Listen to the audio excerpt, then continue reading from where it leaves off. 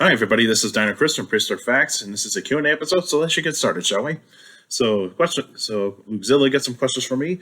So, your first one: why is Spinosaurus still seen as a monster that can take down every other dinosaurs when in real life it was not really made to fight or hunt other large dinosaurs? It's the awesome bro effect, and for many of you, what awesome bro doesn't mean. It's that awesome bro is pretty much meaning is that fans fans of like a certain franchise or like a book series, a TV show, or otherwise a movie, they actually don't care about storytelling. They don't care about acting. They don't care about the juicy goodness bits of like a movie, TV show, or book. All they care about is like fights or like really cool action scenes, and so that's the reason why the awesome bro effect does have this thing of where like people that are fans of like say a specific, like let's just take for instance with the dinosaur like Spinosaurus became really a really big name dinosaur thanks to Jurassic Park 3. And so what that did is, and because since it fought the Tyrannosaurus Rex in Isla Sorna, in that movie, and beat the Tyrannosaurus Rex, everybody there's certain people that go like, oh wow, Spinosaurus is a cool dinosaur. It beat T-Rex. I mean, it can beat any dinosaur. And so what that kind of did is that it really did make those people feel like that they need to grasp on that type of image of Spinosaurus, is that it could be any kind of dinosaur. But yeah, like you said in the latter part of the question, is that, yeah, in real life, it was not designed to fight, and it was not designed to kill other type of large dinosaurs, really. What it was designed for, it was designed to actually catch prey that was smaller than itself, and even live in a certain type of area where it did not need to fight. And it was a niche predator, too. Or a specialist. It was a specialist when Spinosaurus lived, it was a specialist. It had to live near water, and it had to it had to go after things that were like in the water or otherwise near water. And so on land you had carcharodontosaurs, which would have been the apex predator of Northern Africa at that point in time.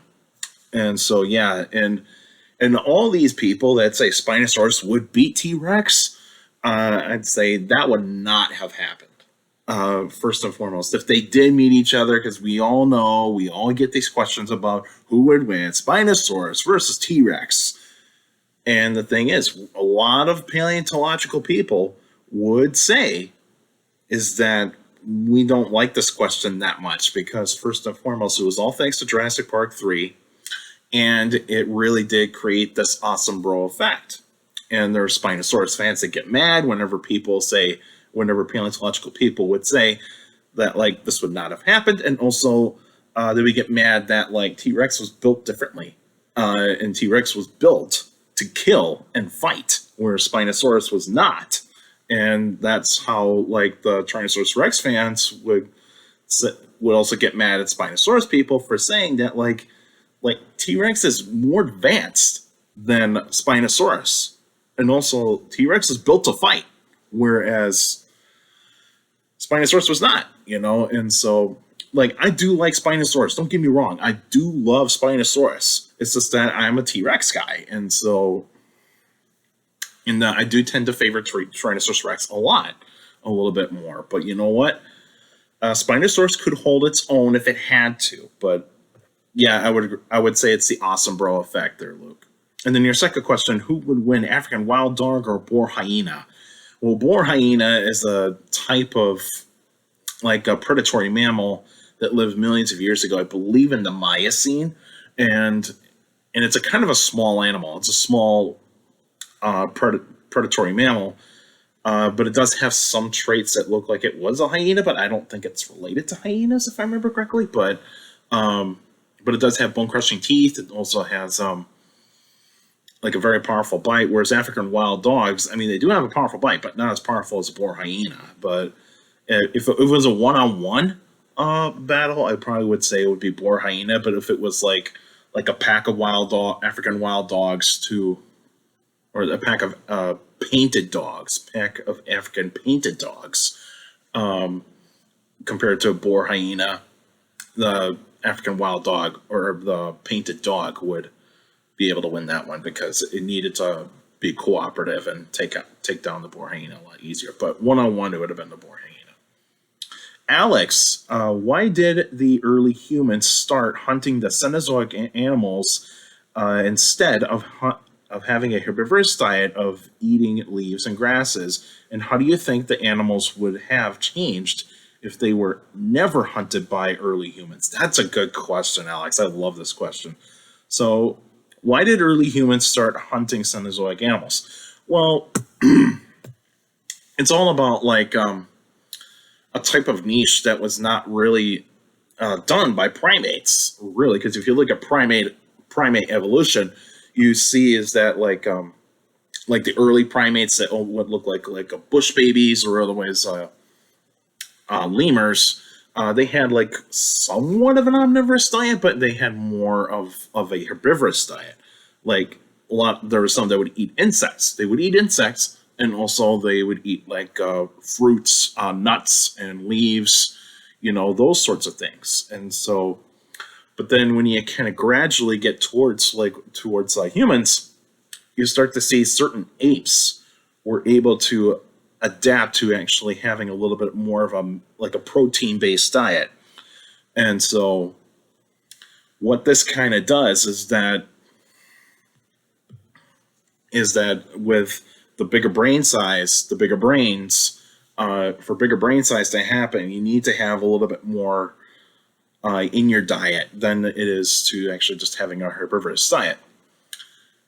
But I'm not saying that the herbivorous diet makes like primates dumb by any means. I'm not saying that. I'm just saying is that with how humans became to be, is that with the addition to eating like a carnivorous diet, having a little bit more of a meaty diet, eating meat, kind of actually able to build a little bit more strength, and also to be able to create different types of things too. Because when you do add a little bit more protein to your diet, you're adding a bit more towards of actually being more energetic, and also to be having that type of protein to be stronger, and also to have the ability to be creative. But plant-based diet can actually do those things as well.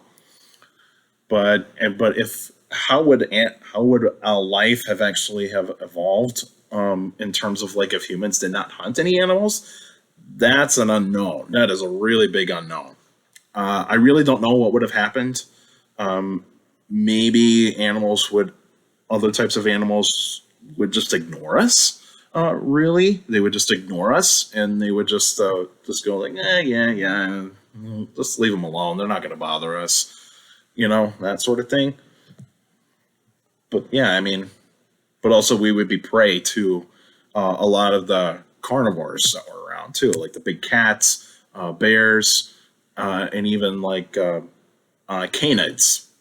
There would have been there would have been predators, and we would be prey.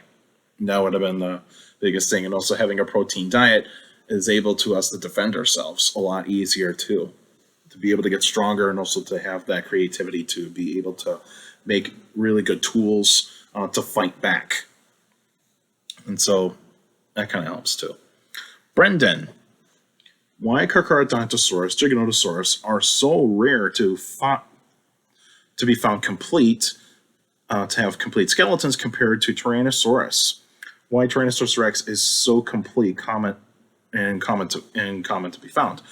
Well, first and foremost, it's all about like where in what time that the geology actually kind of tells us what age of the rocks are, and also what the preservation of some of these rocks actually did for that type of environment. Because in the Hell Creek Formation, where you find some Tyrannosaurus rex specimens, is that certain types of Tyrannosaurus rex specimens can be found complete, but it's still rare to find a complete Tyrannosaurus rex specimen. But whereas like a Giganotosaurus or carcharodontosaurus, probably with their environments, they probably did not have the greatest preservation. So it, like, where they got fossilized was probably not the best place for preservation. Even though they still got fossilized, it was just not the best place for preservation. Even though the carcharodontosaurus and Giganotosaurus lived in a little bit more of a floodplain and forested type of environments, they probably did. Their skeletons probably did actually just be a little bit more inland than actually near water. But that can happen a lot. You know, there's animals out there that just pretty much die in like inland and they never get preserved at all. You know, that kind of happens. It's all about the preservation. That's how I think how it happens, is that it's all about the preservation. Hell Creek Formation has got one of the best preservation fossils that you're ever going to find in terms of dinosaur fossils. It's one of the best rock layers or rock formations that actually have the best preservation of fossils. Luke, you again. I wonder, are Mosasaurs an invasive species? I think not, but I'd like to hear what you think. Yeah, I don't think they really were an invasive species. And what it means it's an invasive species is that if it's an animal that was kind of placed in a certain environment and then all of a sudden took over that type of environment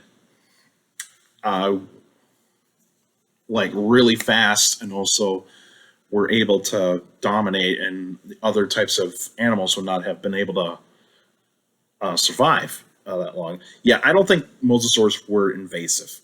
I really don't. I think they were just more of like a species that just were able to be, or a group of animals that were able to take control of a niche that was kind of missing somewhat. Because, you know, when the pliosaurs went extinct, all it was ichthyosaurs and plesiosaurs and certain sharks that were around. There was not really that much of a big, bulky type of predator that was around. And so the mosasaurs filled in that niche of the pliosaurs. And so, yeah, there's your answer right there. They just filled in the niche.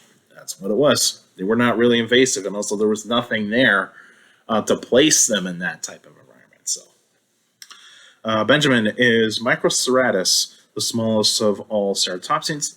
It's one of them. I think it could be, but I'm not totally sure on that, but it is one of them. Is Zuniceratops the ancestor of the large ceratopsians? I would say a bit of both of yes and no. Yes, in terms of that, it was one of the first ceratopsians in North America to show a little bit more of like getting bigger. But where it lands in the ceratopsian family tree is that it's still kind of a primitive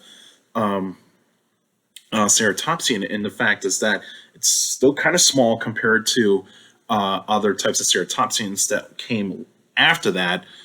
But also, the features on it do still show like basal forms, still show like bits from like basal forms of ceratopsians, like the Psittacosaurs or the very small ceratopsians. I'd probably say it's a little bit on the both sides. You can say it could be, but also it's not. But I tend to lean it's a little bit more towards no. But it's close. It's really, really close. Is Kunpengopterus the most bizarre of all pterosaurs? Not really. No. I've looked at the images of Kunpengopterus. That it's not really that bizarre. Like, it's still got like a beak that's got like teeth in it, and it's got a cracked crest. Like a typical some pterosaurs were around at that point in time in the Mesozoic. And so, I don't think it's that bizarre. The pterosaur that I do think is the most bizarre to me is the one that has those like bristle like teeth that are coming out. It's like a filter feeder. I think that's the most bizarre of all pterosaurs because it's kind of so weird of having a pterosaur to be able to be a filter feeder, to gather up like small crustaceans and all that sorts of stuff. Like I just kind of felt because when I saw like images of the fossils and also and artist renditions of that pterosaur, I just go like, wow, this is a weird pterosaur. But I would pick that one over Kunpengopterus. And who would win, Herrerasaurus or Coelophysis? Two predatory dinosaurs that lived in the Triassic, but even though they're a little like like 10 million years apart, because Herrerasaurus is also found on a different continent, and also Coelophysis. I would say Herrerasaurus because Herrerasaurus is bigger and also stockier and has much better ways of adapting. But even though Coelophysis was a better adapter than was able to adapt to much better and much more harsher environments than Herrerasaurus was, but I probably would say Herrerasaurus on that one. That's all the questions I got for today. But next week would be an extra episode, so I'll let you guys know what kind of what kind of topic I'm going to talk about for the extra episode, so stay tuned for that. So they'll probably happen on this coming Sunday, so stay tuned for that. And you can still send me questions about dinosaurs and other prehistoric life by emailing me at dinocris71@gmail.com. Or go to my Facebook page, Prehistoric Facts with Dino Chris. Like the page, you should post your questions in the comment section. Please put them in the comment section. I'll put them on Messenger. Messages for private conversations. So please put your questions in the comment section.